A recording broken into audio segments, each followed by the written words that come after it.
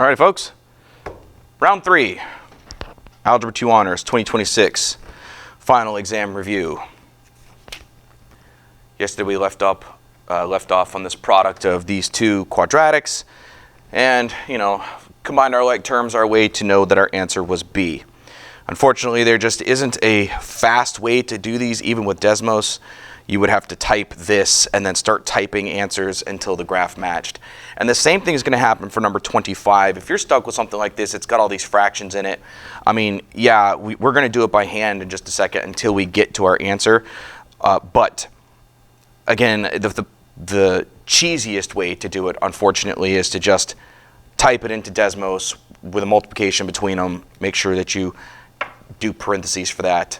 It'll give you a graph, and then you just start typing those in until the graph matches. That's the easiest way to avoid doing the mathematics. But if you wanted to do the mathematics, here's how you could tackle it. So you're going to do a little bit of distribution, just like this one up here that's still in frame. First, you're going to do 1/3 x to the third times -1/2 x to the second. That's going to get me here, 1/3 times -1/2 x to the fifth. But when you multiply fractions, it's straight across the top, straight across the bottom. So what you get is -1/6 x to the fifth. So what I'd like to do is I'd like to look at the answer choices and see if I can eliminate any of my options so far. I need a -1/6 x to the fifth. -1/6 x to the fifth, that failed. That one still works. That one fails. Oh, we know the answer. There it is. So will it be that easy after one multiplication that you can see what the right or wrong answer is? I doubt you'll get to see the right one that fast, unless the test question is literally designed to see if you know how to multiply fractions. I mean, we also could have looked at the fact that a positive times a negative is always going to give you a negative, which means that one's instantly garbage. We could have looked at -5 times 3 at the very, very end should end with a -15, which makes that one instantly garbage. So there's a couple different ways to eliminate things, So if you know 1/3 times 1/2 is 1/6, if you know a positive times a negative is a negative, boom. If you know that -5 times 3 is -15, that's trash and that's trash. So there's just ways to eliminate things. Otherwise, you're just going to have to go to Desmos, type this as a product, parentheses, and start typing answers until it matches, okay? Now, for number 26, it says find all the zeros.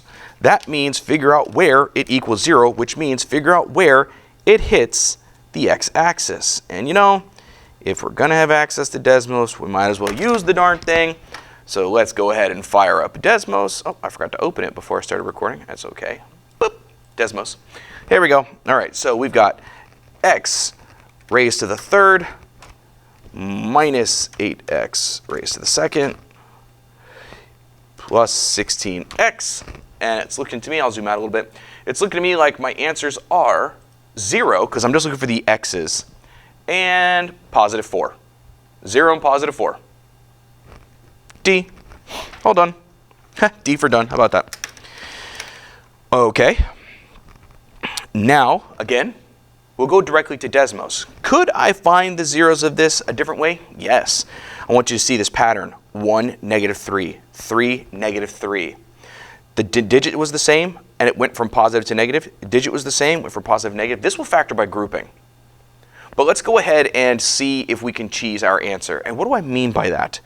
I mean, a third-degree polynomial can only have 3 solutions. And it says find all the zeros. Wait a minute. A third-degree polynomial must have 3 solutions? That's only 2. And that's only 2.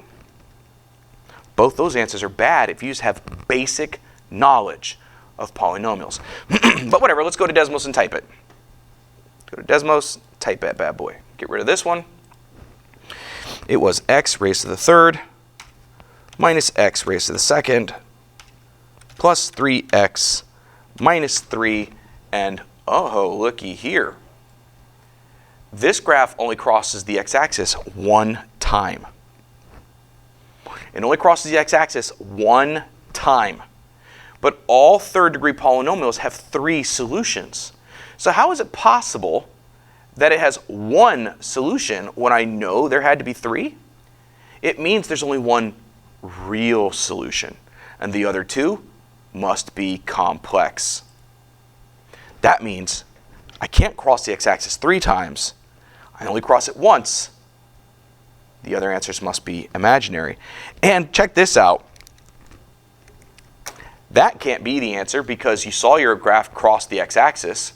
And that can't be the answer because that shows 2 crosses and there was only 1. So literally, and it couldn't be this one because there was only 1. So just basic knowledge gives you the solutions, and you don't have to actually do the solving by factoring. So we're not going to. Oh, you know what? I want to be a good teacher. I'm just going to remind you how to solve by factoring. I hate being a good teacher. All right, so it has to be equal to 0. This group has a GCF of x squared. Factor out x squared. This will leave you x minus 1. This one has a GCF of positive 3. Leaves behind the x minus 1. X minus 1 is now the GCF, and it leaves behind an x squared plus 3. So x minus 1 is 0. Add 1 to both sides, get x equals 1. And x squared plus 3 equals 0. Get this cursor out of here. Subtract 3 from both sides. Take the square root of both sides.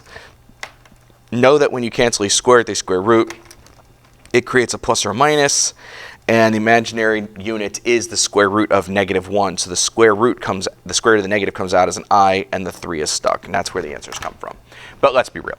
Desmos to the rescue. Okay? All right. Number 28. F of G. Look, I'm going to be real. There's an easy way. Oh, you couldn't see it. Sorry. F of G of x. That means take G of x, all of G of x, and plug it in right there with parentheses. But I'm going to be real. There's a fast way to do this instead of doing all of the algebra. That fast way, and I love this fast way, is choose a value for x. Just pick one. But stay away from numbers like 0, 1, and 2. Pick any other number for x. How about -1? What if we did x equals -1? Here's what this says. F of G of -1. Okay, what I've written in green means plug -1 into G. So let's see what G of -1 is. We're going to put it right there. Don't forget your parentheses, please. -1 squared is 1. G of 1 is 2. 7. So this thing in blue actually says F of 7. So take this 7 and put it right there. 3 times 7 is 21. 21 plus 1 is 22. So one of these answer choices gives you 22 when you plug in -1. We'll look for 22 when we plug in -1. 18 minus 12 plus 7 is not 22. 2 minus 3 plus 6 is not 22. If you square -1, you get 1. That's why I said 18. 6 times 1, 6. 6 plus 16 is 22. There's my answer. And just to prove the point, -6 plus 15 is not. There's my answer. It's so easy. You could just cheese an answer. I mean, we might even be able to get away with using 0 on this one. I stay away from 0s, 1s, and 2s because sometimes you can't divide by 0, and 0 squared is still 0, but 0 times 0. I stay away from 0s, 1s, and 2s. But look here, if you put a 0 right here, this is 5. So you plug 5 in right here, you get 15 plus 1, which is 16. Now, which one of these, when you replace x with 0, gets you 16? That one. So it is that fast. It's that fast. You know what? Let's see if 0 will work on this one also. Remember, if you choose to use 0 and you get more than one answer as an option, then pick a different x, like 1 or 2 or 3 or -1. Like -1's a really good one because negatives squared get you positives, things like that. But let's just see if 0 works again. This says G of f of x. So I'm going to go ahead and do G of f of 0. F of 0 means what value will function f get you when you put a 0 in for the x? it's just going to be a 1. So this actually says, what is g of 1? So now I can put a 1 right here, and I get 2 times 1, because 1 squared is 1, plus 5, I get 7. So which one of these, if you plug in a 0, gets you 7? 0, 0 plus 7, bingo. That one will get you 6, that one will get you 16, that one will get you 6. Done. This is how you beat a question like this. Instead of doing all the algebra, it is my job to get you an A on this final because that's what's good for you. I mean, honestly, it's my job to teach you how to get these answers using algebra, but you know what? I just want you to get a big, fat, juicy A so at this point. So let's just make that happen, okay? All right, inverse of the function. In order to pull this off, honestly, I think it's easier just to do it by hand than it is to use Desmos. Because the reason why is because you would have to graphically understand what it means to be an inverse, and that doesn't really work very well. And you know what? Now that I'm looking at it, I actually don't like this question. Let me pause real quick because I need to look something up from last year's final to this year's final. Hold on one second. I told you to hold on a second like it wasn't instantaneous for you. I forgot that for you it just picks up right where I left off. Anyway, I wanted to see if this question was still the same on this year's review compared to last year's, and it is. And I mean, technically, I'm going to be honest with you, technically none of these answers is correct, but you don't need to understand why that's the truth. Let's just do exactly what the question wanted you to do. To find the inverse of a function, your job is to switch x and y and get y alone. So x goes here, and then we have square root of 4y minus 1. I've switched x and y. Remember, this means y. So put y there, put x here. Now our job is to get y alone. So I will need to square both sides to get rid of the square root. Now I have x squared equals 4y minus 1. Add 1 to both sides. Now I have x squared plus 1 equals 4y. And then multiply both sides by 1/4. That's the same as divide both sides by 4. But you just have to remember that you're dividing the x squared by the 4 and the 1 by the 4. And that's why the answer is B, because it's 1 over 4x squared plus 1 over 4. But there you go. It wouldn't have been any easier on Desmos, and I'm going to make the same statement about number 31. Technically, none of these are right answers, technically, but you know what? Let's just do what the person who wrote this intended for you to know how to do, and that is, once again, switch x and y. So here's y, here's x, let's switch them.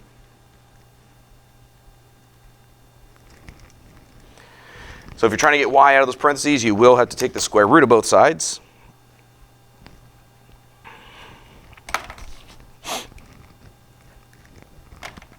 Now, the reason why I said technically none of these is right is because when you cancel the square root, this should have said plus or minus over here. But I guess the people at the district that are testing you don't care if you know the actual algebra. How about that? Anyway, so we're going to subtract a 2 from both sides. Oh, I said both sides. McCutcheon, get on your job. I now have the square root of x minus 2 equals 3y. And now you can just divide everything by 3 and be done with it. But remember, when you divide the whole side by 3, it means you're dividing the root 3 by 3, so it's, or the root x by 3, so it's 1 over 3 root x minus 2 over 3, and that's why the answer is D. Number 32. Clearly a typo that I forgot to fix. What is the value of x? Not w, because there is no w's. So our job is to solve for x. This time the district people remember that there's a plus or minus when you take the square root of both sides. That's how this question's supposed to start. You know what, I'll go ahead and finish it, but then I'm going to show you on Desmos, just so you can see how easy it is. We get x plus 5 equals plus or minus the square root of 81, which is 9. Now you subtract 5 from both sides, and what you get is negative 5 plus 9, negative 5 minus 9, because it says plus or minus. So 4 and negative 14. So what will happen is a lot of students will forget this plus or minus, or they'll forget how to combine it with the minus 5. So let's just go to Desmos and type it. That way you can see exactly what it is. clear this thing out. We don't need it anymore. And what we have here is parentheses x plus 5, close them, raised to the 2, equals 81. And you zoom out to see that there's an answer at 4 and an answer at negative 14. Ta-da! That's it. 4 and negative 14. So simple. Boop. There it is. And you know what? How about we just cheese this one on Desmos instead of even trying to do it? I mean, that's not normally like me, but shoot. Trying to make these videos quick and hoping that you can all get A's on your final, get that 20% bump at the end of the quarter, or semester, I should say. So don't use the letter P. That's the only thing I'm going to caution you against. Desmos likes X. So use X instead of P, because who cares what you call the letter, right? And instead of, whatever, equals negative 1. I'm going to zoom out. You know, I only see one solution here. Could be wrong, but I think I only see one solution. And it looks like that solution is at negative 0.25 or negative 1/4.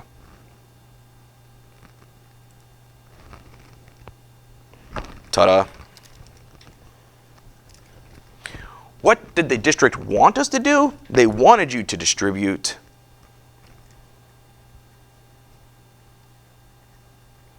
bring it all to one side.